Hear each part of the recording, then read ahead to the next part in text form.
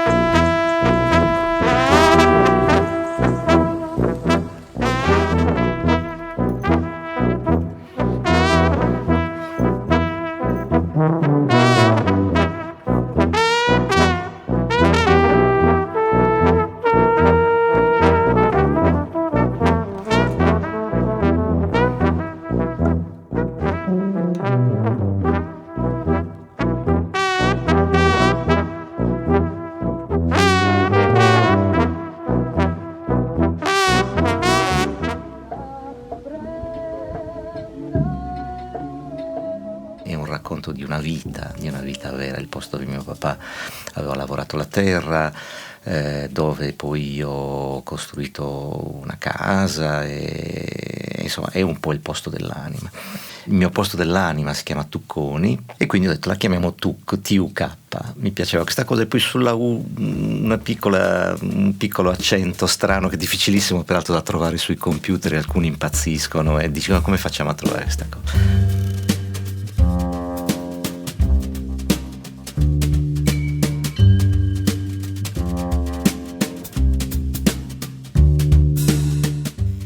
Quando mi ha parlato dell'etichetta, io espressi tutte le mie perplessità. Quando è iniziato sembrava una grande sfida.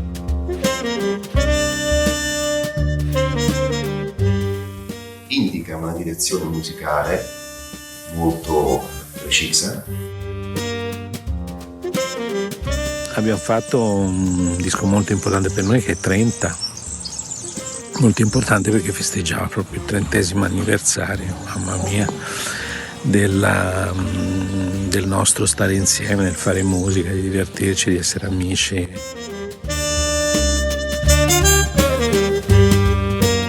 Tǔk Music nasce ai principi del 2010. Più o meno 10 anni fa, a Paolo Fresu che suona la tromba, salta in mente la malsana idea di fondare ed aprire un'etichetta discografica proprio nel momento in cui le etichette discografiche stanno più o meno chiudendo baracca. L'idea portante si incardinava su diversi aspetti. Uno, quello di fare un'etichetta che non fosse per il sottoscritto, ma fosse principalmente per i giovani. Cioè per tutti quegli artisti che negli anni precedenti mi avevano mandato i loro master, i loro dischi, mi avevano chiesto di scrivere le note di copertina oppure di suggerire un'etichetta possibile a cui mandarli, eccetera, eccetera, oppure che mi mandavano un disco per sapere cosa ne pensavo. Ero alle prime armi, avevo appena iniziato a lavorare come illustratore e mi è stata proposta da Paolo Fresu la possibilità di realizzare la copertina e le grafiche del primo disco di Tǔk Music. È stato divertentissimo, io non dormivo la notte, volevo vedere il primo risultato, avevo scelto l'immagine di copertina, ricordo bellissima, che di un disco doppio fatto col mio quintetto italiano, quindi per quanto l'etichetta fosse destinata ai giovani, ovviamente ho detto con che cosa parto? Parto con quello che conosco di più, quello con cui ho messo radici, che è il mio quintetto, che oggi siamo nel 2020, compie 36 anni di vita. Il primo disco che abbiamo inciso col quintetto è del 1985. si intitolava Ostinato e credo che mai il titolo sia stato così rivelatore della personalità di Paolo. Il sardo, lo si sa per antonomasia, è cocciuto. E dato che la fortuna aiuta gli audaci e spesso i cocciuti, le idee ben chiare sin dagli inizi del signore in questione lo aiutano a coltivare uno di quei sogni che subito brillano di luce intensa, poiché riescono a rapportare due mondi vicini e lontani come quello della musica e dell'arte tout court. Mi raccontò di un volo in deltaplano che fece provando a suonare la tromba. Credo si sia fatto male anche a una gamba, se non sbaglio, non lo so. In ogni caso questa è un'immagine che secondo me rappresenta bene lo spirito di Paolo, questi voli musicali. La Tǔk è questo, la passione verso le piccole grandi avventure dell'arte di un innamorato perso della materia musicale. Solo quella buona però, perché come diceva Edward Kennedy Ellington, più famoso col nome di Duke, esistono due tipi di musica, quella buona e tutto il resto. Quello che noi vogliamo raccontare è questo, questa bellezza qua, cioè la bellezza di un progetto che è fatto di questa anima, di questa qualità, in cui dentro ci sono i dischi di Paolo Fresu, Raffaele Casanaro, Quartetta Lubrada, Luca Aquino, Bebo Ferra, Dino Lumino e poi Daniele Di Bonaventura. Era nel 2009 quando Paolo Fresu mi chiamò per annunciarmi questo suo nuovo progetto e lui mi disse: aspetta, perché io ti chiamavo proprio per dirti che vorrei fossi tu il primo musicista dell'etichetta a essere prodotto.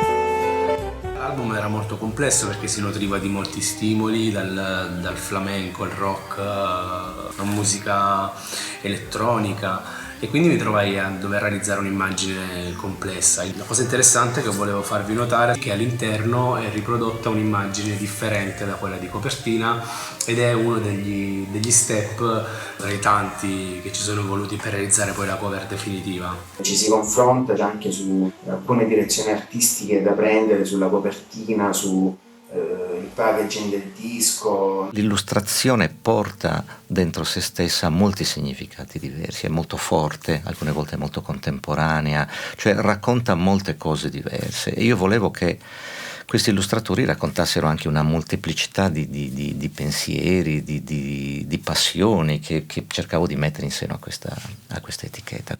La Tǔk, dalla A alla Z, è comunque presto detta. A, come Albani. Sono io.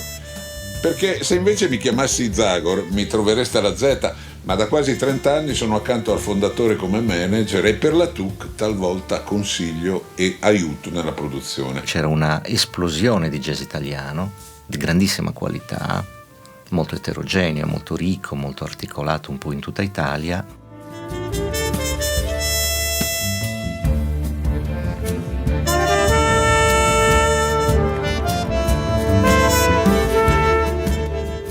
Io l'ho vissuta molto da vicino perché suonando con Paolo da moltissimi anni ho visto proprio crescere l'idea e l'embrione sia dell'idea che la realizzazione dell'etichetta. Un'etichetta discografica è in fondo una prosecuzione del lavoro che faccio tutti i giorni, no?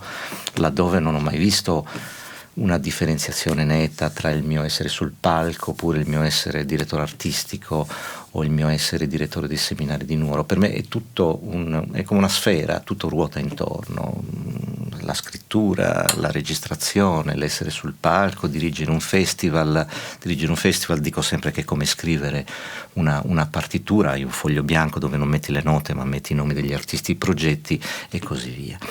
E quindi ho detto, ma anche un'etichetta discografica sarebbe una nuova partitura da comporre, in fondo. Proprio lì lui creò la Tǔk Music nel 2010, quindi sono 10 anni addirittura, e mi diede la licenza per pubblicare i suoi dischi, e quindi i primi dischi della Tǔk Music uscirono tramite My Favorite. E quindi ricordo questo incontro con Patrizio che ovviamente per certi versi conoscevamo, visto che c'era stata l'esperienza dei dischi Blue Note. Patrizio per me è una figura estremamente interessante e centrale nel percorso della Tǔk. Cioè, per i primi dischi io mi sono appoggiato a Patrizio, perché ovviamente non ero esperto, non sapevo come si faceva un disco, che cos'era un codice, che cosa bisognava fare, quindi io mi sono un po' messo nelle mani di Patrizio, e poi Luca De Vito, il mio collaboratore, seguiva ovviamente tutta la parte dei rapporti, eccetera eccetera, fino a quando dopo poi diversi anni ci siamo staccati da Patrizio Romano per diventare proprio un'etichetta indipendente. Patrizio mi ha proprio insegnato tutto, cioè è stata la figura che mi ha insegnato come avere un disco tra le mani. Quando lavori con la musica c'hai ancora quel rapporto molto fisico col CD. Io ero uno di quelli che risparmiava i soldi e poi aprivano i booklet e vedevano i nomi, e quindi per me era una cosa incredibile pensare che un domani alla fine di quel percorso di produzione ci sarebbe stato un disco con il mio nome. Per me era una cosa che mi mandava fuori di testa.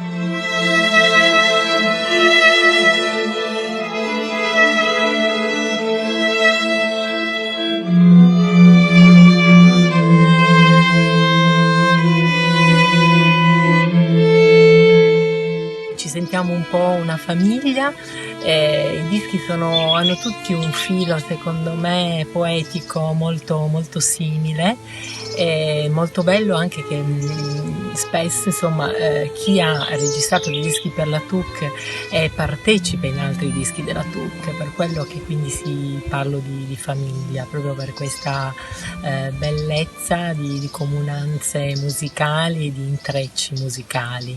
Mi è sempre piaciuta una frase che Paolo ama ripetere spesso: mi piace lasciare le chiavi di casa agli artisti con cui collaboro, in maniera che ognuno di loro possa entrare e uscire liberamente, se lo ritiene opportuno spostare anche i mobili. In Francia non si parla di etichetta, ma piuttosto di maison de disque, casa discografica.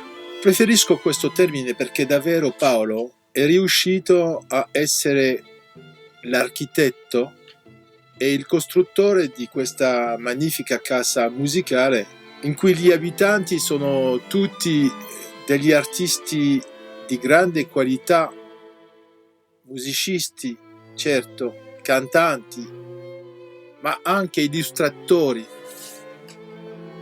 pittori straordinari selezionati da Paolo e che hanno contribuito a costruire l'immagine del label, della maison de disque. Bello. Il bello di cui parliamo qui è da verificare come quello che scaturisce dalle energie e dalle filosofie alla base delle scelte. Il fatto che l'etichetta mirasse a mettere in evidenza degli artisti anche sconosciuti come lo ero io, a combinare l'arte con la musica, fu un'idea di cui me ne innamorai.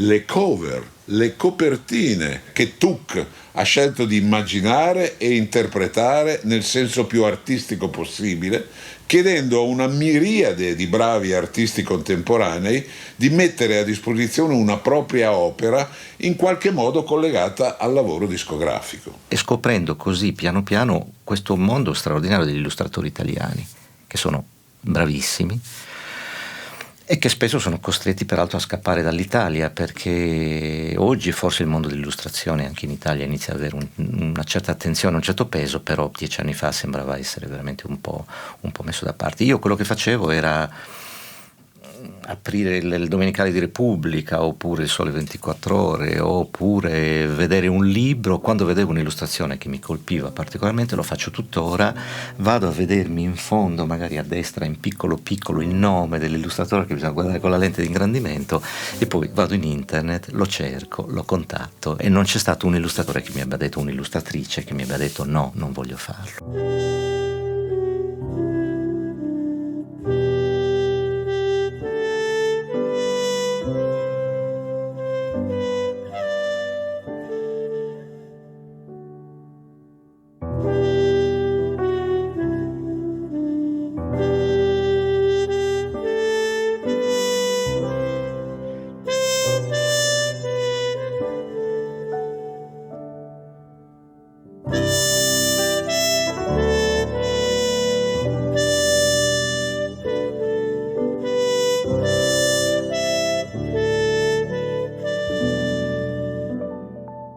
Io ho tanti amici che spesso comprano il disco, a cui lo faccio vedere, e che ci trovano degli elementi che non necessariamente appartengono alla loro cultura di ascolto, ma invece mi rispondono: ma che bel disco. Non ci sono dischi fatti perché bisogna farli, o perché si vendono, o perché tappano un buco. Sono tutti dischi che Paolo sentiva. D come distributori. I distributori sono una componente essenziale della catena che muove l'industria discografica e ogni tanto è meglio citarli, altrimenti si arrabbiano. In un mercato che è in un lento declino o comunque in una profonda trasformazione, avere un'etichetta gestita in questa maniera ci ha innanzitutto incoraggiato a continuare, e inoltre ci ha permesso, con qualche operazione che abbiamo fatto insieme, ci ha permesso di fidelizzare ancora di più il rapporto con i negozi tradizionali. Non sapevo che a Piacenza c'è un negozio che si chiama Alphaville, che è un negozio straordinario. Noi siamo entrati tra due ali di folla che applaudivano alle 18 di una domenica, capito? Cioè è stato meraviglioso. Insieme a Paolo abbiamo organizzato degli incontri con la clientela direttamente presso i negozi di dischi. Abbiamo ancora in azienda le foto, e i negozi di dischi a volte li hanno ingrandite e appese sui muri. E Tǔk, fortunata a trovare gente che ci crede, ringrazia per il capitale lavoro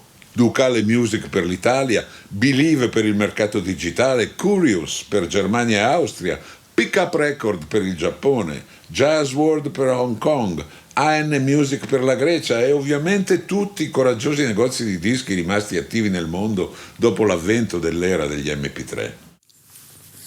Ci riveli il suo segreto. I suoi pezzi sono più asciutti o malinconici? Scrive musica di destra o di sinistra? Il bene, il male. Dov'era ieri sera dalle 9 alle 11? Ha figli? Meglio la dieta zona o di Sociano? Cosa ne pensa della tassa sulle nuvole? Pecorino o parmigiano? È un garantista, un perfezionista, un altruista? In che rapporti era con la vittima? È un provocatore, un affranto, un divoratore di sensi di colpa? Se sua figlia sposasse un musulmano, 2 più 2 fa, lo so che lo sa, non me lo dica. L'equatore al nord o su Grieti? È molto che non si confessa. E se per caso cadesse il mondo, non risponda. Ha mai bestemmiato? È invidioso, permaloso, altruista, dolce o salato? Ora c'è oltre l'universo. Crede nella reincarnazione? Crede nella trasmigrazione dell'anima? La prima volta in televisione, in bagno ci va regolarmente. Dio esiste.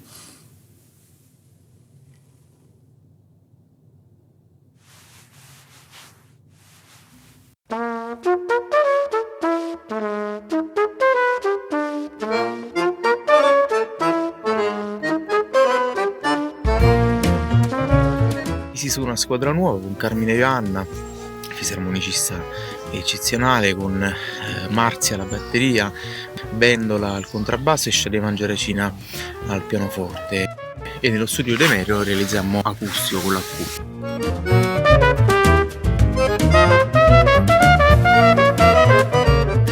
Appassionato d'arte, mi stavo appassionando agli illustratori, perché l'illustratore è colui che lavora con una immagine artistica all'interno della quale c'è un messaggio molto forte, che è anche quello di Mimmo Palladino su acustico di Luca Quino, per carità, ma l'illustrazione porta dentro se stessa molti significati diversi, è molto forte, alcune volte è molto contemporanea. E di estetica, quella cioè che in senso pienamente artistico ammanta come in pochi altri casi il mondo della Tǔk tutto. Ho avuto l'onore di vedere una mia illustrazione accompagnare la musica di Paolo Fresu.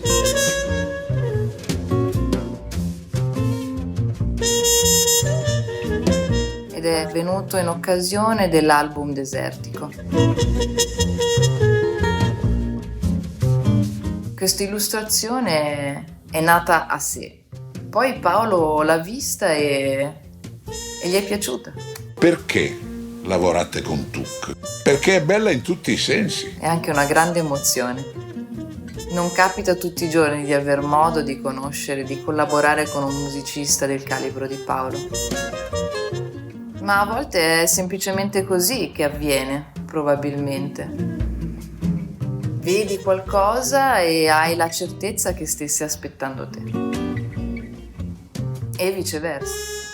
perché quella donna persa in un deserto lunare è stato uno dei lavori che ho amato fare di più. Ma avrebbe continuato ad errare se Paolo non l'avesse trovata.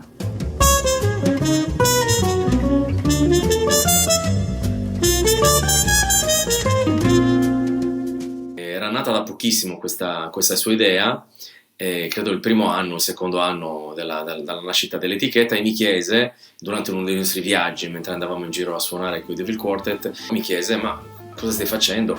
Quali sono i tuoi progetti? Mi piacerebbe produrti un lavoro nuovo. Io in quel momento ero appena partito con questa nuova esperienza di questo organ trio, che è una formazione classica con la chitarra, cioè chitarra, organo e batteria. Però gli proposi questo trio che comprendeva me, Gianluca Di Jenno e Max Furian, e registrammo Specs People.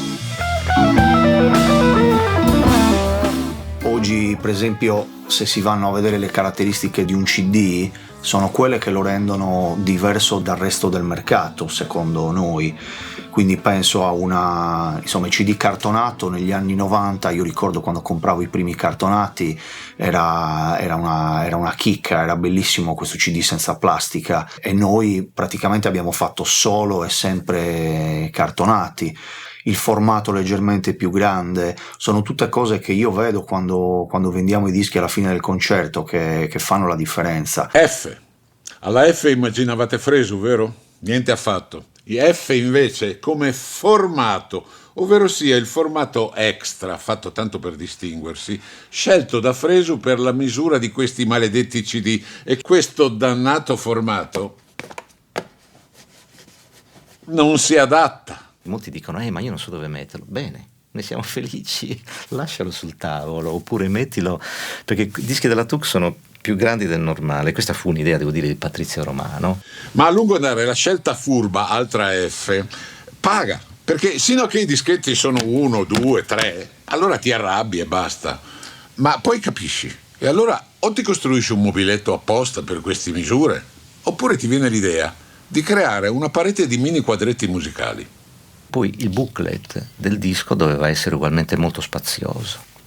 Poche cose, sempre sul bianco, con alcune scritte molto semplici, alcune volte con un piccolo colore, e poi con un aforisma. Tutti i dischi si portano appresso un aforisma che poi è scelto dall'artista, e l'aforisma in genere è la prosecuzione del racconto del titolo dell'opera, che allo stesso tempo poi è raccontata ancora meglio dall'illustrazione.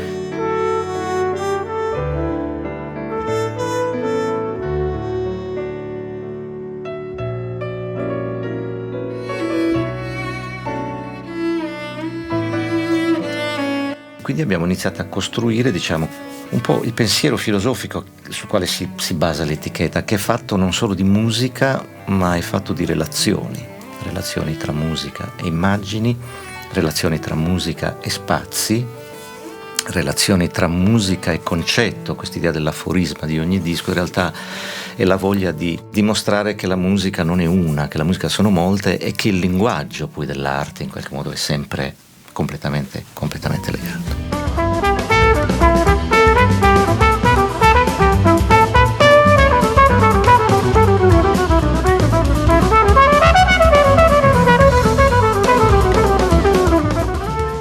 Io, per una mia attitudine, per una mia passione, mi sono spesso occupato del rapporto tra la musica e quindi il disco e poi le copertine. Ho fatto anche delle mostre in proposito, e un libro in particolare proprio centrato sul rapporto tra il jazz e l'immagine veicolata attraverso le copertine, naturalmente partendo dai primi anni del secolo, quando ancora le confezioni erano neutre, per poi passare a un'illustrazione più compiuta, e ci sono etichette come la Blue Note soprattutto, ma poi tante altre, la Impulse, che hanno avuto proprio un marchio di fabbrica nel rappresentare l'artista e dargli anche un'anima dal punto di vista del rapporto con la musica. Il jazz è per me una musica del cuore, uno stato d'animo in cui non ci sono parole, è una musica da interpretare, così come lo sono le mie immagini che vogliono aprire finestre su nuovi mondi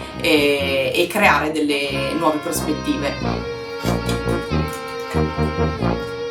sorta di specchio un po' delle passioni di Paolo, no? Nel senso che c'è questo interesse per l'arte contemporanea, per la fotografia, per l'illustrazione e per la grafica. Quindi trovo questi aspetti e questa, diciamo, confluenza di esperienze differenti e creative sia il valore aggiunto e qualcosa che caratterizzi il loro lavoro.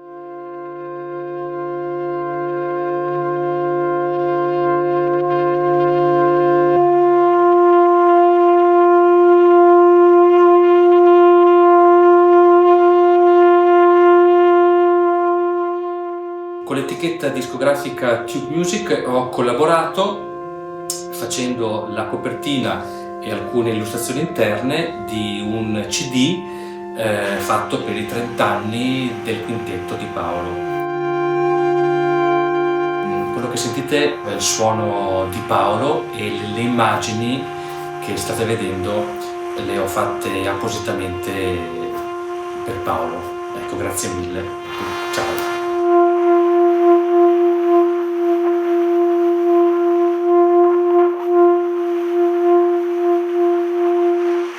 G come grafici, come i due sudtirolesi doc Benno Simma e Oscar Diodoro, che sebbene di generazioni sicuramente distanti, hanno compreso con una velocità impressionante le idee fondative di Fresu per questa etichetta e le hanno realizzate lavorando graficamente packaging di totali peculiarità green ed ecologiche. Tǔk Music mi ha aperto nuovi orizzonti. Benno Simma e Paolo Fresu mi hanno chiesto se avessi voluto portare avanti il lavoro, tra l'altro molto bello, di Benno. Praticamente il tempo l'ho potuto trasformare da musica a grafica. Cioè grafica vuol dire tipografia, testo, immagine. E questo mi ha aperto una nuova possibilità. Benno era un grafico folle, estremamente creativo, ha passato il testimone a Oscar che è impressionante, cioè io lo prendo in giro perché ogni volta che arriva un disco so già che una prova, so già che a Paolo piacerà. E sono riuscito anche in più di un'occasione a stupirli positivamente, cosa che devo dire è molto gratificante. Questo fatto di combinare cose altrui con altre cose altrui e dare il proprio contributo semplicemente sintetizzando, questo è stata un'esperienza nuova per me e anche molto interessante. Prima ancora di ascoltare il disco, noi riconosciamo attraverso la copertina, attraverso alcuni segni anche molto semplici, che quello è un disco che appartiene a una famiglia.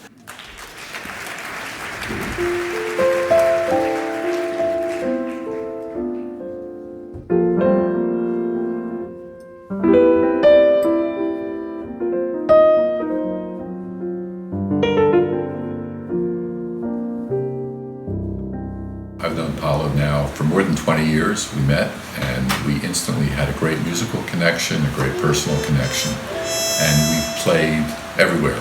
So I was so happy when he told me that he was starting his new record company to record his own musical projects as well as support other musical projects. Many young musicians, many musicians in Italy and Europe. I've listened to the records and I really enjoy them. The artwork is beautiful, and working with Paolo and the team around him.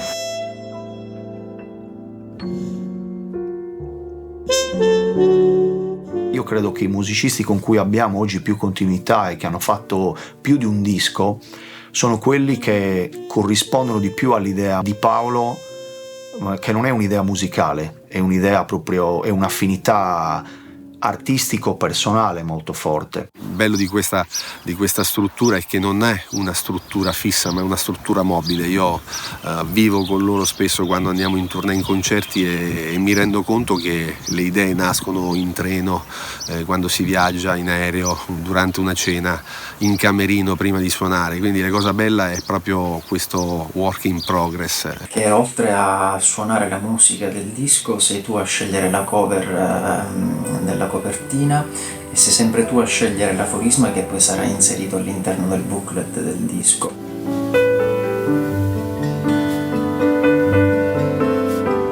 Nel disco Where is the Happiness ho voluto inserire 11 testi scritti da me per dare un colore diverso a tutto il progetto, quindi diciamo che sei chiamato a vedere l'arte un po' a 360 gradi. Girammo il videoclip in una giornata e ricordo che quando il videoclip fu pronto e lo mandai a Paolo e Luca, mi risposero: tu sei pazzo. Quindi l'idea era quella poi di prendere l'artista per mano e di portarlo verso la musica, verso il mondo del lavoro della musica, cioè per fare sì che un disco non fosse fine a se stesso, cioè un qualcosa che butti sul mercato, se va, se non va non va, e non va, perché quando abbiamo fondato l'etichetta nel 2010 la china che stava prendendo la discografia ovviamente era quella che conoscevamo già e che oggi conosciamo ancora meglio di oggi. A tutt'oggi una delle poche etichette che forse realmente produce e non soltanto pubblica, ma realmente segue passo passo la realizzazione di un album. Se devo scegliere una parola, sicuramente è fiducia, lo stimolo più potente affinché un musicista prosegua la propria ricerca.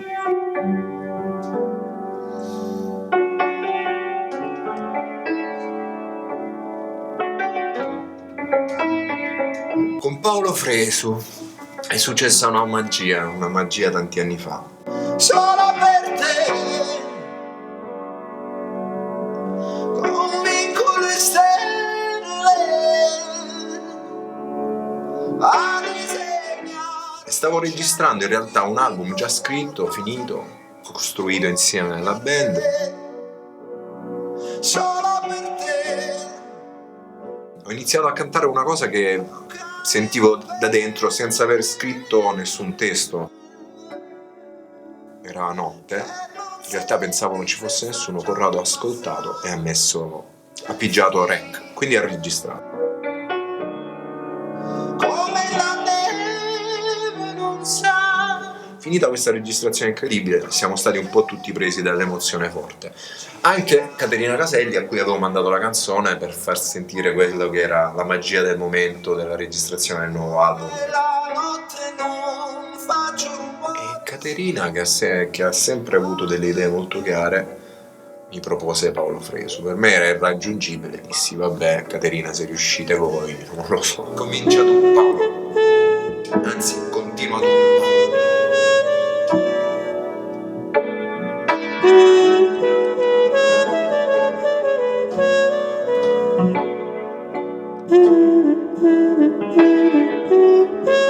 Che dire, quando il jazz ama gli altri mondi è una cosa che è proprio dall'altro mondo, dall'altra parte del mondo arriva una gioia infinita, e quella è la mia gioia quando sto con te, suono con voi. Per cui l'idea era quella di fare sì che attraverso il disco questa famiglia crescesse in un rapporto paritetico anche con l'industria della musica, no? La possibilità di mettere insieme gli artisti tra di loro, mettere insieme artisti che non si conoscevano, offrire l'opportunità agli artisti di creare una serie di rapporti anche nazionali e internazionali che poi potessero funzionare all'esterno. Per esempio è stato nel caso di Luca Aquino, perché a un certo punto Manu Katché, il mitico batterista di tante pop star, aveva fatto un disco con Nils Petter Molver, il trombettista norvegese. Poi doveva fare una tournée, Nils Petter Molver non poteva fare la tournée, il suo agente mi chiama e dice: senti, Manu mi ha chiesto di chiederti se hai un trombettista da consigliare per il tour europeo. Io ho detto certo che ce l'ho, un trombettista da consigliare, si chiama Luca Aquino, è un trombettista bravissimo, e Luca Aquino per diversi anni è stato in tournée con Manu Katché, quindi ha girato per l'Europa, ha girato per il mondo, ha avuto possibilità anche di conoscere, di tessere relazioni di professionali importanti. Oggi ha fatto un disco da pochissimo con l'Arte, per esempio tedesca, e non lo consideriamo assolutamente un tradimento, perché nel momento, essendo io un artista, per me è fondamentale relazionarmi con loro nella maniera da artista e non da produttore. H e K più che altro sono straniere e per ora non vengono considerate, anche se la voglia di internazionalizzare cova sotto la cenere da tempo. ma che richiamano la terza lettera, la I di Italia, per fare comprendere come questa etichetta sia diventata una sorta di vetrina sempre più importante per presentare le idee musicali di giovani artisti nazionali. Ironia della sorte, sembra però che se ne stiano accorgendo più all'estero. 2 anni fa ho avuto il piacere di ricevere appunto una telefonata dal direttore artistico Paolo Fresu, il quale mi chiedeva se volessi far parte di un suo progetto inedito dedicato alla luce. Ovviamente io ero entusiasta di poterne far parte. Il mese successivo eravamo già in studio a registrare e Paolo è stato con noi per il tempo della registrazione, ci ha guidati come solo un padre sa fare. Ho scelto io il concept del progetto e gli artisti, cioè Leila Shirvani appunto al violoncello con questo suono così molto femminile, molto nitido, molto pulito, con Marco Bardosci al contrabbasso, Carla Casarano, che poi è la sorella di Raffaele, bravissima cantante, Emanuele Maniscalco alla batteria e all'organo portativo e William Greco al pianoforte. In quel caso sono stato io a scegliere il progetto, cioè Lumina, che in rumeno significa luce, e quindi una serie di brani tutti che si intitolano Luce, però in lingue diverse, e poi sono stati loro ovviamente a comporre la musica, diciamo una sorta di progetto di commissionato. L'unica volta in cui sono stato in studio con loro, sono sceso in Salento appositamente, nei giorni che loro hanno registrato il disco io sono stato presente in studio come fa Manfred Eicher per dare un consiglio, diciamo, per dire la mia ogni tanto, ma c'era poco da dire perché io sono arrivato in studio dopo un giorno che loro stavano già registrando, e quando ho sentito i primi brani ho detto wow, fantastico. Ha fatto proprio il vero produttore dietro il banco, è stato molto bello vederlo in questa veste. Rimase estremamente contento perché quello che aveva ascoltato rispecchiava quello che egli aveva immaginato tempo prima. Grazie a questo disco abbiamo potuto girare i festival più belli d'Italia, i palchi più importanti tipo Umbria Jazz, e questa esperienza veramente ci ha regalato tanto e ci ha dato la possibilità di crescere.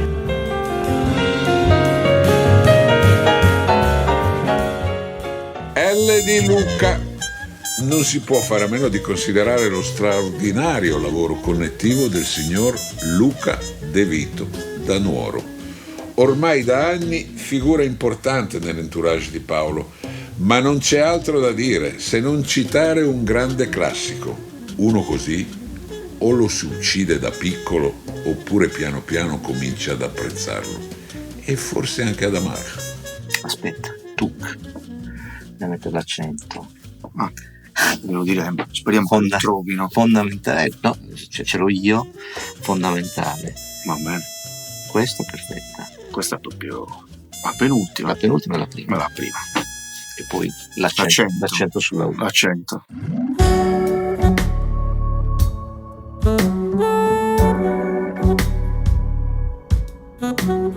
Raffaele mi dice: guarda, io ho in testa un suono abbastanza particolare, mi piacerebbe una cosa rappata. Oltre un sogno rubato e pagato col sangue che ti riga le guance. Gli dico: ma che rapper vuoi? Voglio un rapper che secondo te può essere adatto per questa cosa. Gli ho detto: per me il rapper veramente massimo in Italia è Danno dei Colle del Fomento. Grazie a una telefonata che mi hanno fatto i Menhir, storico gruppo importantissimo della Sardegna, mi hanno chiamato e mi hanno detto che un jazzista di Lecce, Raffaele Casarano, cercava una voce che facesse del rap sopra del jazz. C'è un posto che non conosco e io ci voglio arrivare. Raffaele ha un grandissimo talento musicale, ma non sapevo quanto il suo modo di essere potesse essere compatibile con uno come Danno. Il naufragio è un miraggio. Si trovano benissimo e iniziano ad arrivare i primi provini di Danno. Non saremo a riva, oltre mare, oltre il tempo passato da solo a parlare, col cielo e le stelle, oltre i segni che non potrei più cancellare, sopra e sotto la pelle, oltre un mondo feroce lasciato alle spalle, da dimenticare, c'è una terra lontana, una lingua straniera, c'è la fine del mare, oltre un sogno rubato e pagato. Con coraggio si decide di affrontare questo mare che fa paura, che potrebbe essere anche mortale, ma perché si spera che, superato questo mare, si arriverà in un posto dove finalmente ci sarà una bocca che ride.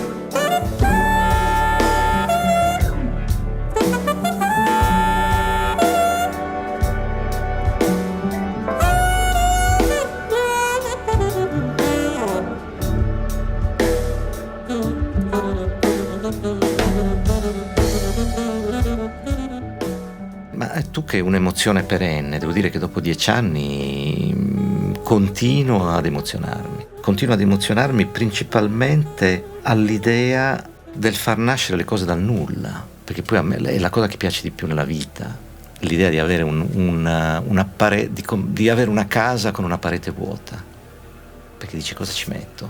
Ci metto una libreria, oppure ci metto un quadro. E allora parti da lì e costruisci, no? Costruisci le cose. L'idea di avere queste sono piene, una partitura vuota, un foglio vuoto di musica nel quale scrivere una melodia, che diventa poi un brano per un film, o che diventa un brano che poi registri in uno studio come questo con i tuoi colleghi e diventa un disco. L'idea di avere un luogo vuoto da riempire, da far nascere, da costruire pezzo per pezzo. Ecco, un disco è questo.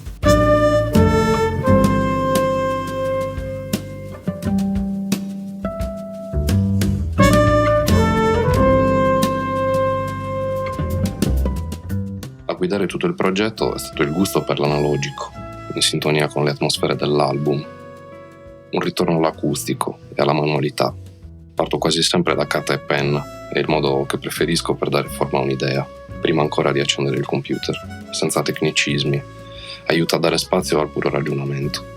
Quando un'idea è chiara prima di tutto in mente, poi è più facile realizzarla, indipendentemente dal mezzo che si sceglie. Massimo Vignelli diceva: l'eleganza intellettuale è il sublime livello di intelligenza che ha prodotto tutti i capolavori della storia dell'umanità. È l'eleganza dell'architettura di ogni periodo, della musica di ogni tempo, la chiarezza della scienza attraverso il tempo. È il filo che ci guida alla migliore soluzione di qualunque cosa si faccia. Penso che sia un principio applicabile a qualsiasi ambito creativo e che oggi vada messo in relazione ai mezzi tecnologici che abbiamo, molto più avanzati rispetto al passato, ma anche più complessi e dispersivi, che richiedono forse un'idea ancora più solida alla base per evitare di perdersi. Carpe Diem. È un disco molto particolare, molto, molto sofisticato, perché venivamo da anni in cui suonavamo veramente in maniera molto accesa e molto aggressiva, no? Paolo ha deciso di staccarmi la spina. Questa è una cosa che lui racconta anche prima dei concerti, e ha deciso di fare questo disco acustico dove appunto suono solamente la chitarra classica e la chitarra con le corde di metallo.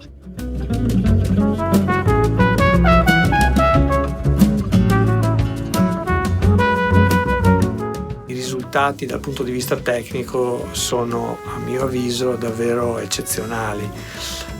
Questo grazie a come hanno suonato su questo disco i musicisti, alle scelte timbriche che caratterizzano questo album. M come le magie sonore messe in campo dal signor Stefano Amerio di Udine, un friulano doc, veloce e bravo come pochi dietro alla console del suo studio a Cavallicco e capace di pensare come un musicista e non come un classico fonico. La stragrande maggioranza dei dischi della Tǔk sono registrati nel suo studio, che piano piano negli anni è diventato uno di quegli studi di riferimento anche per le etichette prestigiose, come ad esempio la famosa ECM di Manfred Eicher, che da sempre chiede per i suoi dischi il massimo della qualità e della fedeltà possibili.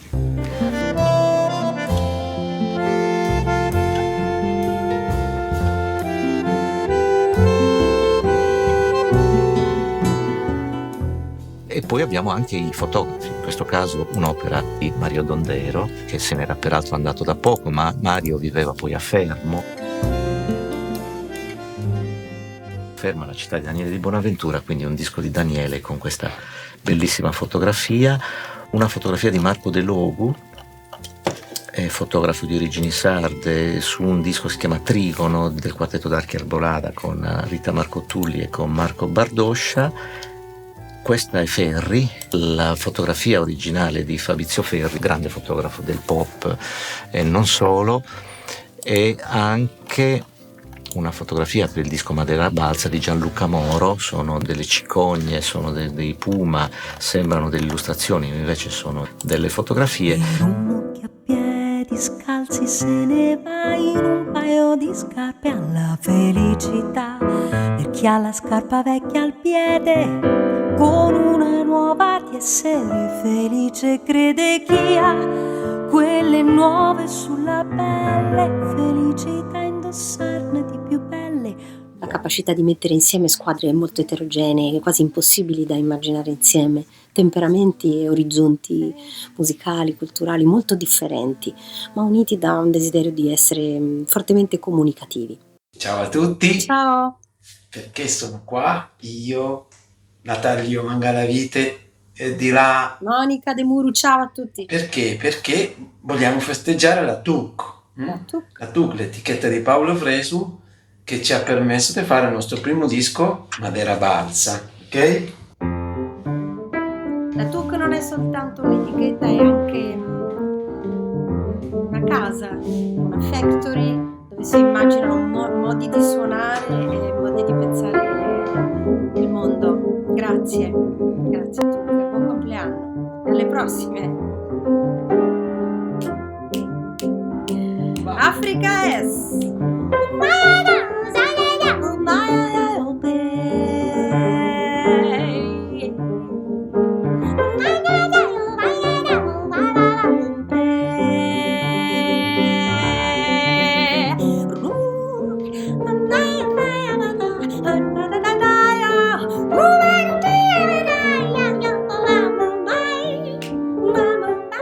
In questo ricordo anche la semplicità e la precisione assoluta con la quale tutto cominciò.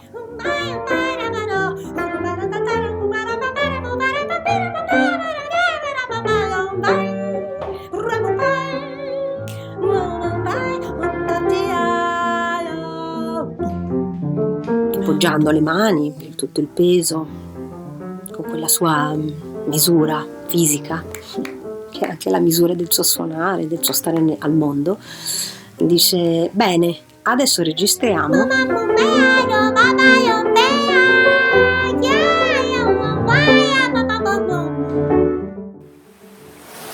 Conticchi. Allora, ho saputo che Conticchi era il nome di un battello primordiale costruito per un archeologo della Norvegia per attraversare un grande fiume come il fiume Amazzona e fare un viaggio meraviglioso, quasi direi senza fine.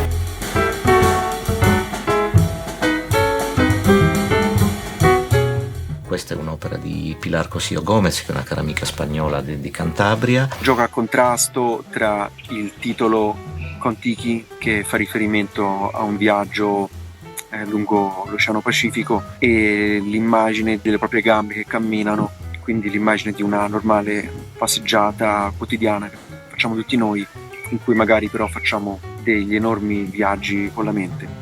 E il lavoro che Francesco aveva scelto per fare la sua copertina era legatissimo all'idea del viaggio, all'idea dell'acqua, e quindi non potevano essersi incontrati due opere più legate, più simili. Questo mi ha fatto pensare una cosa: a quanto le opere d'arte si incontrano.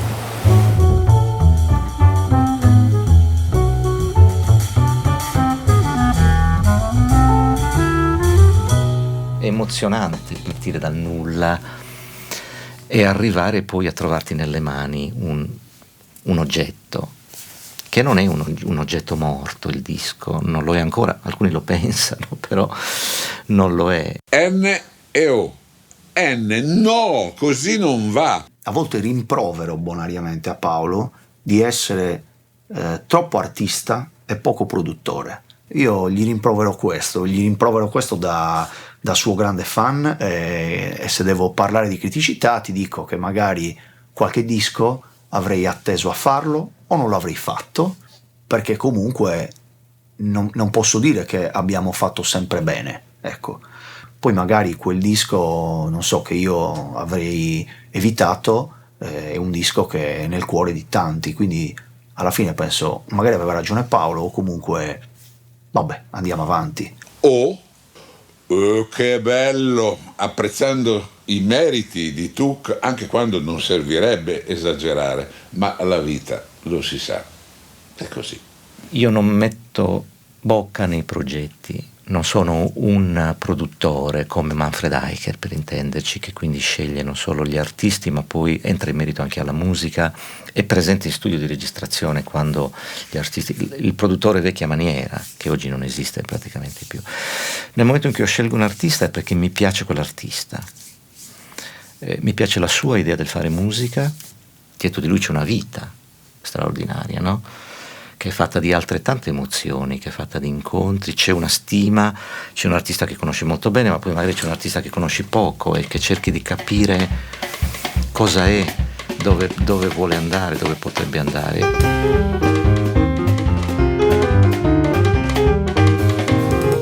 Il primo incontro con la Tǔk Music è avvenuto nel 2013, quando registrai il disco del trombettista Luca Quino dal titolo acustico.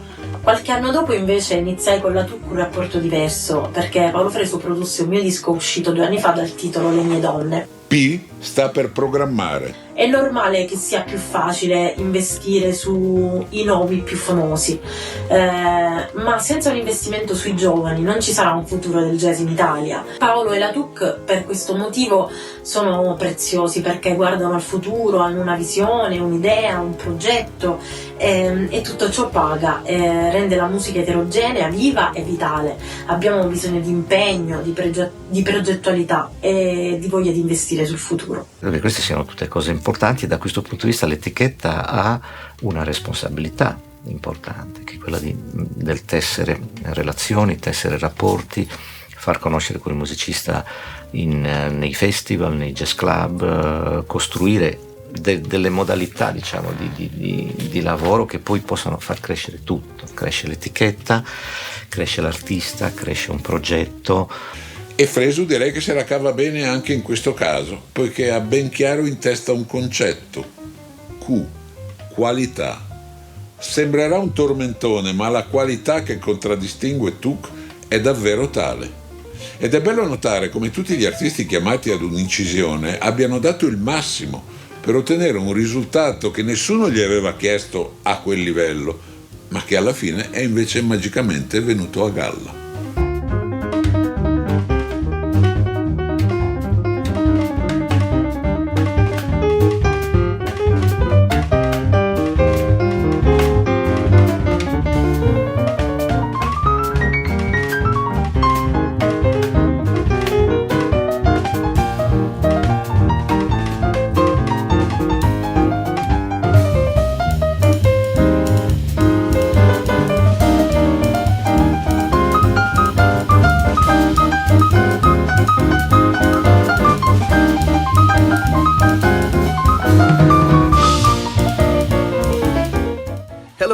At Tǔk Music, Paolo, the entire crew, I would like to congratulate you for your 10th anniversary, and I wish you many, many, many more. Thank you for all the beautiful projects, and I'm very glad to have been one of its releases.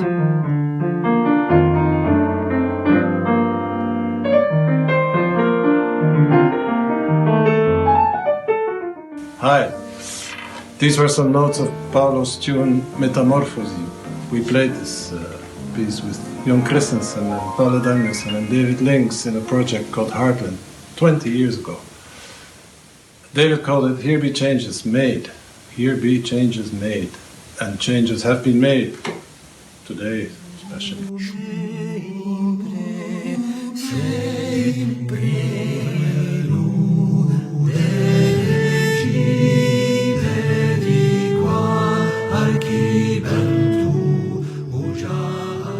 Un salutone, un abbraccione a casa televisione Tǔk Music di festeggiare i suoi 10 anni. Siamo felici di aver scomunata a Paolo e altri artisti che hanno messo in ballo questa marca, una casa televisione che permette collaborazioni diverse.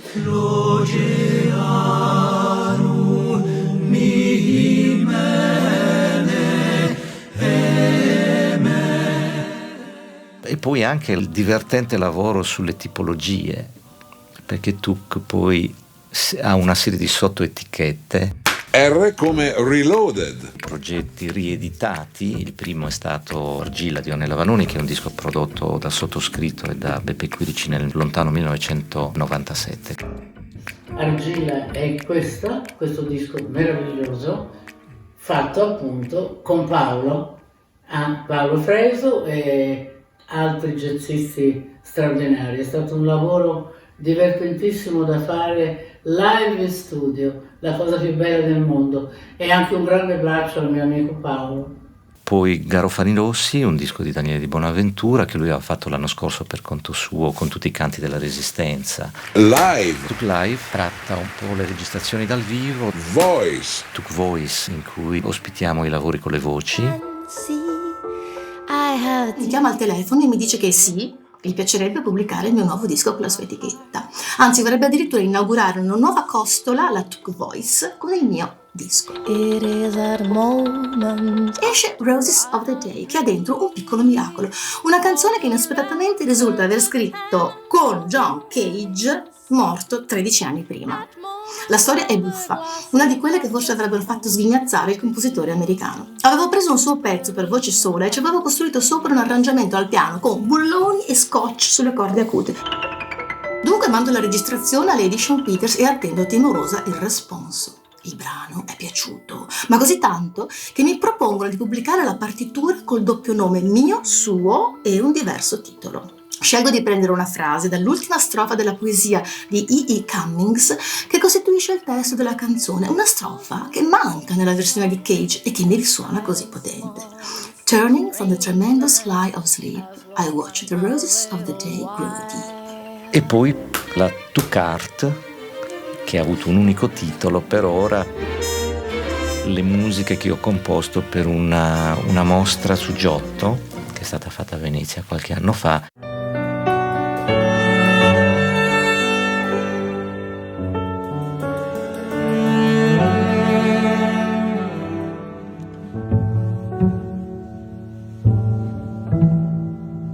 O ancora Movie, che si occupa invece dei progetti legati ai video, eccetera. Abbiamo prodotto un disco appunto che era Vino Dentro.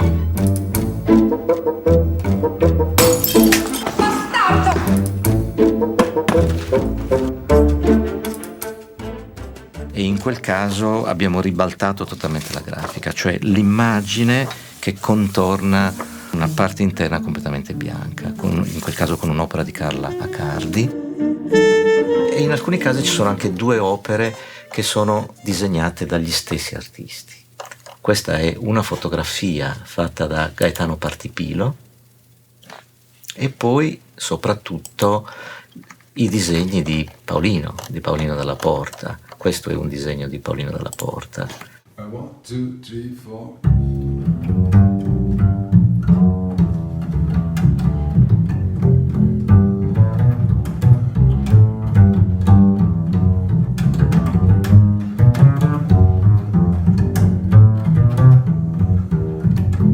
Personalmente ho avuto il piacere di aver collaborato alla realizzazione di 6 dischi per la Tǔk Record, 2 CD con i Devil Quarter di Paolo Fresu insieme a Bebo Ferra e Stefano Bagnoli, un gruppo ormai consolidato da 15 anni di attività, con i quali abbiamo registrato Desertico e Carpe Diem. 3 dischi con Dino Rubino registrati in varie formazioni e un disco a mio nome, Moon Landing, che ho registrato con Niccolò Ricci, Dario Trapani e Riccardo Chiaberta, che fanno parte appunto di queste nuove leve del jazz italiano, dei bravissimi musicisti. Penso che tutto ciò sia molto importante non solo per i musicisti coinvolti direttamente in queste iniziative, parlo sia dei concerti che della diffusione discografica dei loro progetti, ma che sia importante per tutto il movimento del jazz italiano, che da questo innesto di nuove idee, nuove energie portato dalle nuove generazioni sicuramente può trarne grande beneficio per rinnovarsi costantemente.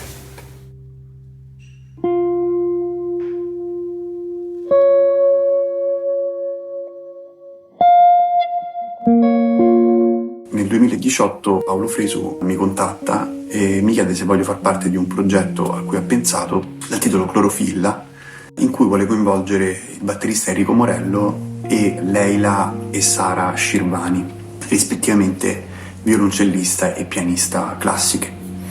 E sorpreso accetto subito una sfida così allettante. Pensare di creare della musica mettendo insieme dei musicisti che vengono dal jazz, dall'improvvisazione, e delle musiciste invece che vengono da un mondo classico ci portava ad affrontare una zona di non comfort, sia dal punto di vista performativo e sia dal punto di vista compositivo.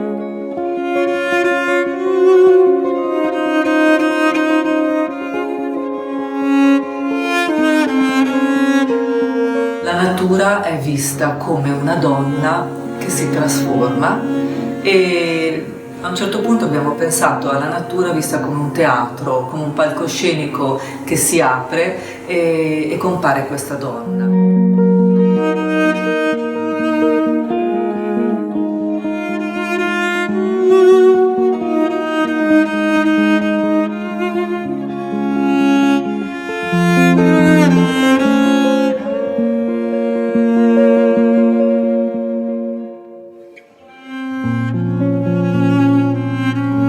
Cosa che ho voluto rappresentare è l'idea del sole come un antico simbolo Incas fatto a china bianco e nero, che fa parte di questo progetto perché ovviamente il sole è la parte più importante nell'idea della luce e del processo della clorofilla.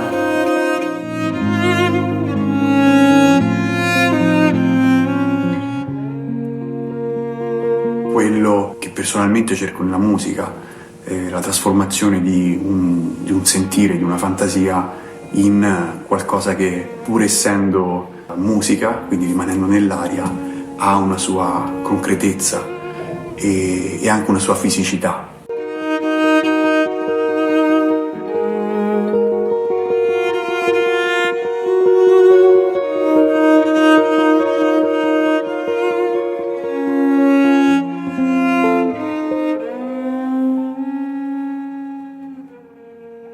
Io ricordo quando ero giovane compravo gli LP, chiaramente li compravo perché volevo ascoltare la musica che mi interessava, ma l'oggetto, toccare l'oggetto,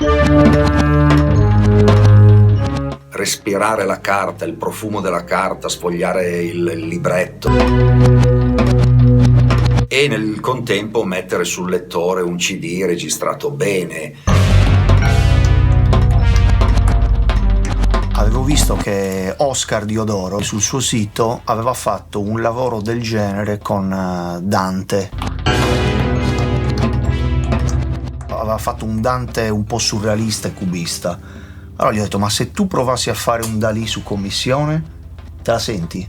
E ovviamente poi lo devi proporre a Stefano Bagnoli, che è un matto, e quando ha visto questa cosa se n'è innamorato perché in effetti è fantastica. Credo che il CD e la musica, al di là delle innovazioni tecnologiche che cambieranno sempre, rimarrà un prodotto emozionante. E io non ascolterei mai un disco su una chiavetta. Lo stesso, ascoltare i dischi su YouTube diventa un po' come un rotocalco, come guardare la televisione col telecomando. In un'ora passi da un canale all'altro, così come in rete in un'ora ascolto 50 pezzi e non ne memorizzo neanche uno. Sedersi in poltrona e ascoltare un bel CD è un'emozione, così come leggere un libro.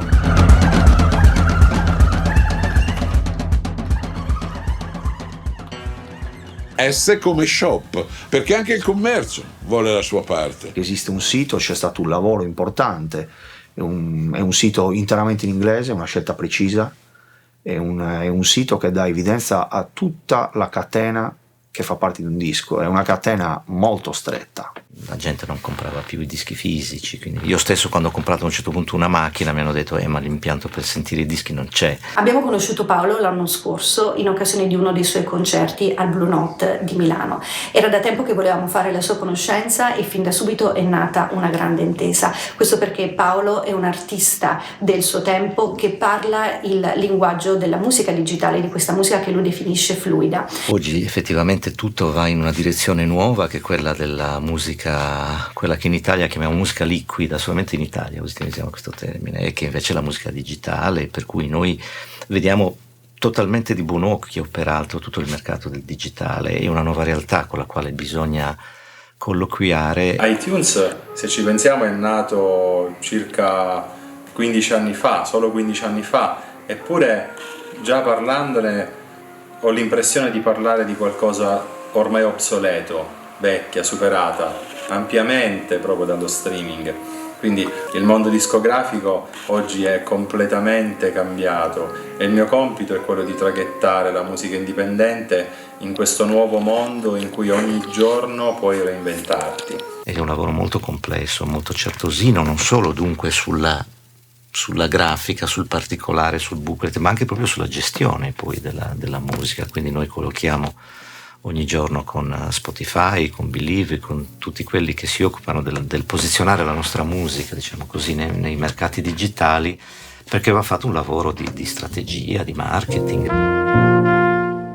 che devo dire ci dà oggi dei risultati importanti. Basta considerare che un disco come Tempo di Chet, che è la colonna sonora del fortunato spettacolo teatrale che ha girato per diversi mesi nell'arco di 2 anni per l'Italia e che avevamo deciso di non portare nei negozi, ma di vendere solamente alla fine degli spettacoli teatrali, che sono stati oltre 100, sulla rete, ha avuto un clamoroso successo, che probabilmente è stato il successo più grande del jazz, almeno in Italia, e forse non solo in Italia. Siamo quasi a oltre 8 milioni di streaming.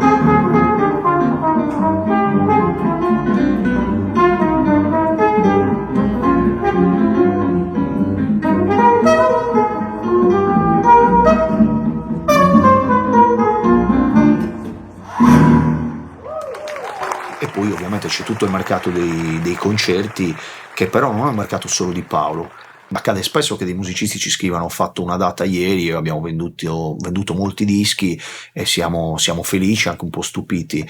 E evidentemente quel disco ha un'aurea intorno che è costruita con un lavoro molto lungo che lo distingue dal resto. Contiene all'interno un qualcosa che è stata costruita nel tempo, perché quell'artista ha lavorato, ha studiato, ha battagliato, che ne so, i suoi genitori hanno fatto degli sforzi pazzeschi per mandarlo a studiare al conservatorio, e poi finalmente quell'artista si affaccia e poi crea un gruppo e poi riesce ad andare in studio, produce una cosa, insomma, e tutto questo è la rappresentazione massima del senso della musica.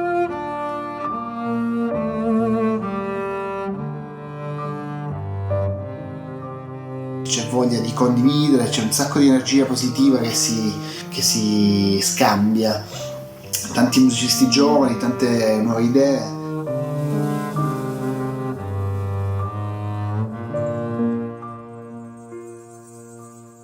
E poi la T di Tǔk, come questi? No, non scherziamo, questa è un'altra cosa. Ma Tǔk anche come Tucconi, ovvero sia il nome della campagna vicino a Berchida in Sardegna, dove il suo fondatore è cresciuto e che è un po' il suo buon ritiro quando ha bisogno di pace e ispirazione.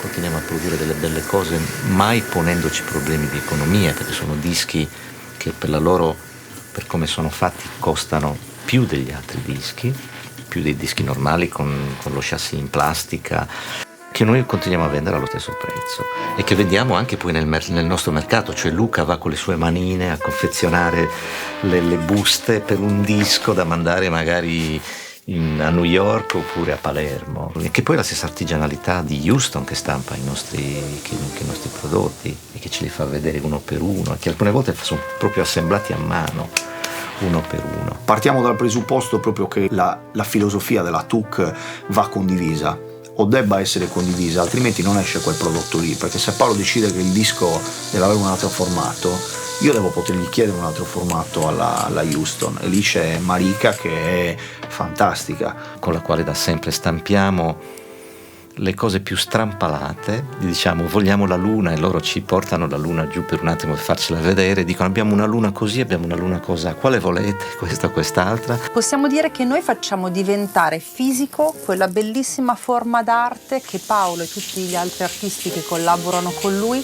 creano per noi.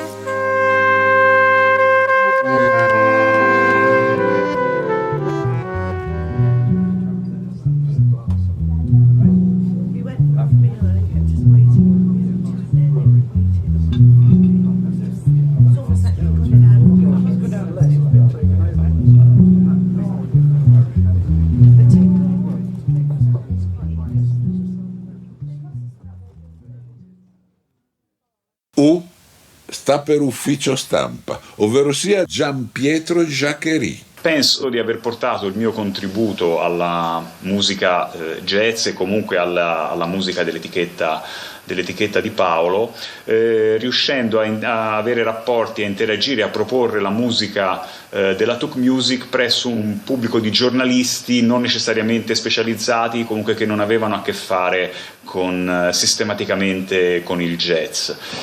Non che Paolo avesse bisogno di farsi conoscere presso la stampa più generalista, ma diciamo che forse la mia opera continuativa ha portato questi frutti e ha radicato maggiormente il suo profilo artistico anche a livello più mainstream. Insomma, cerchiamo di gestire al meglio tutto quello che è possibile per arrivare dal momento in cui hai un'idea in testa al risultato finale, che è il disco nelle mani di quella persona che lo compra e che si ritrova quella idea che tu avevi in testa esattamente nello stesso modo, solo che quell'idea attraverso una filiera di persone è diventata poi una cosa concreta.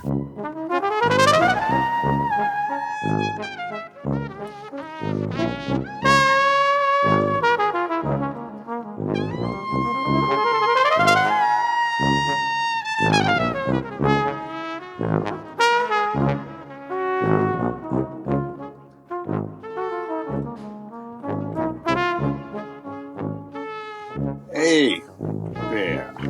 Buonasera. Come stai, Annie? Funny story. I've known Vic for a long time. Vic calls me up and says, why don't we have lunch? Come meet me with Paolo and let's talk. But either way, as I remember, it was a sunny afternoon, and Vic says, you and Paolo, you're two fantastic trumpet players.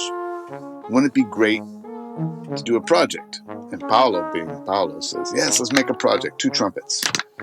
Now, Paolo's willing to do anything, and he's just that great a trumpet player that he can make anything work. Me, I need a little more help.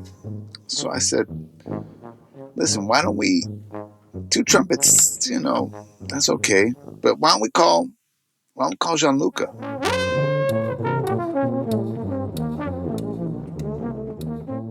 So Paolo's like, oh, of course, I love Gianluca. And I said, well, we have 2 trumpets and a trombone. Why don't we get a tuba player, and then we'll have like a brass quartet? And Paolo's like, yes. And I said, well, my friend Marcus Rojas is the greatest. Like, let's call him.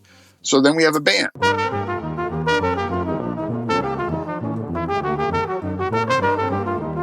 And I think right there, Vic says, brass bang. We call it brass bang. So I said, of course, let's do it. And just with those 4 names, Vic manages to book a tour of, I think, 14 days in a row.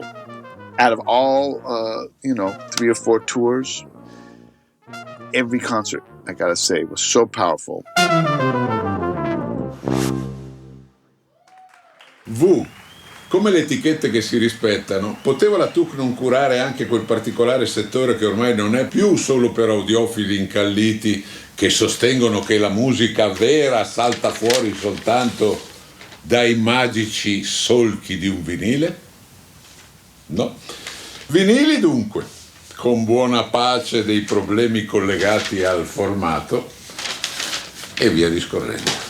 Il primo vinile che abbiamo fatto, un vinile bellissimo, curatissimo, molto ricco, sempre molto seguito, con tutti i particolari, con i dischi colorati, con il disco bianco. La prima stampa di Eros è stata bianca, con tutti i cerchi con colori diversi, con tutto un lavoro su Eros scritto in greco. Fino a quel momento lì la produzione più complessa sotto tutti i punti di vista dell'etichetta, perché era un disco fatto in duo, ma pensato come un'orchestra, ma poi con l'aggiunta di Jacques Morelenbaum che registrava a Rio de Janeiro, l'aggiunta di Natasha Atlas che registrava invece nel sud della Francia, il quartetto d'archi che registrava ad Udine insieme a noi, e poi i video che sono stati fatti, e poi i missaggi, lunghi missaggi, perché era un progetto complicato con molti strumenti, di fatto anche appunto se eravamo 2 persone.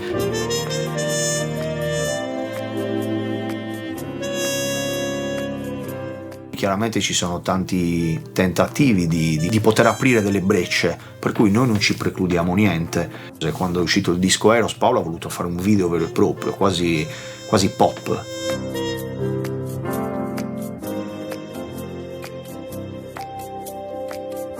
I had the opportunity to participate of 2 great records from Paulo Freso and Omar Sosa. And I'm very proud to be part of Tǔk Music.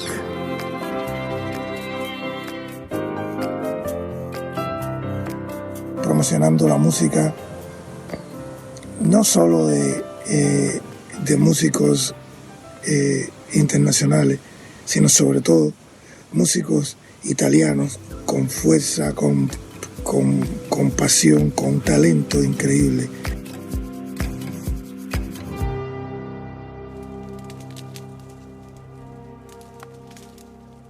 E lì tutta questa filiera è una specie di iperbole, no? Laddove se solamente un pezzettino lo tagli non è come la coda di una lucertola che continua ad esserci, no? Se un pezzettino non c'è più si rompe completamente questo equilibrio, e se si rompe questo equilibrio, o se in un pezzettino di questa filiera viene a mancare quella qualità importante, quella energia che tu spendi, eccetera eccetera, il risultato finale non sarà quello che avevi previsto. Per cui questa idea della costruzione collettiva fatta tutti assieme è una cosa molto importante. E poi c'è anche Vittorio Albani, ovviamente, che in alcuni casi sappiamo il momento che stiamo vivendo, quanto sia difficile. Z come Zorro, non c'entra niente, ma la Tǔk facciamo finta di essere creativi. O lo siamo? Per cui ci sono anche degli artisti poi che Vittorio prende sotto la sua ala poi per cercare di portarli in giro. Insomma, tutto questo è un po' la grande famiglia. Ok, e come finisce? È chiaro, con un bel bang. Ma perché non l'ha chiamata bang questa etichetta? Così non avevamo di mezzo tutti quei cracker salati. 10 anni di cracker salati, adesso altri 10.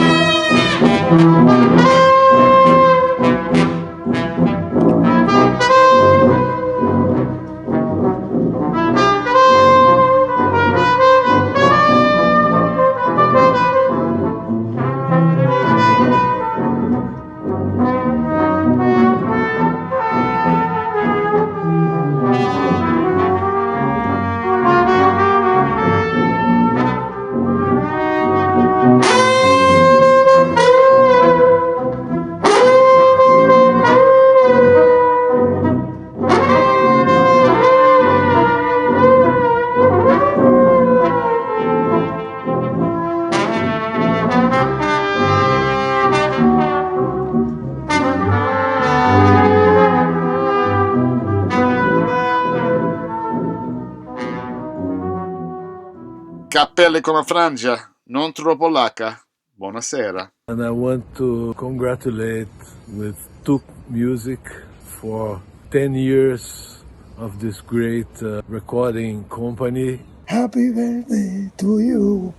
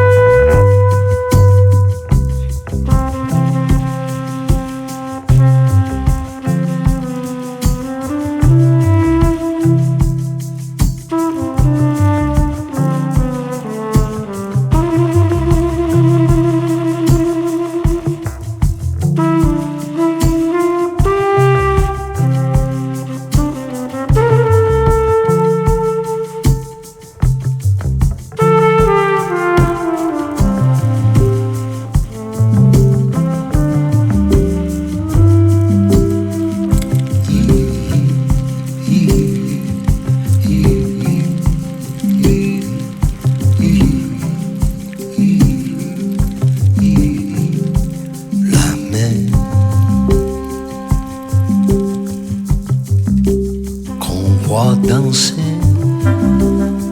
les longs des golfes clairs à des reflets d'argent. La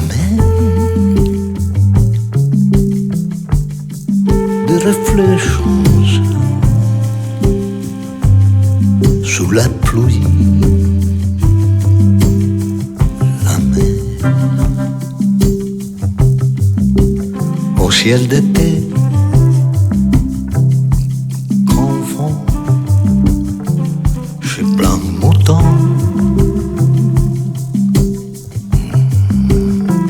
avec les gens si purs, la mer, berger d'azur infini, voyez près des étangs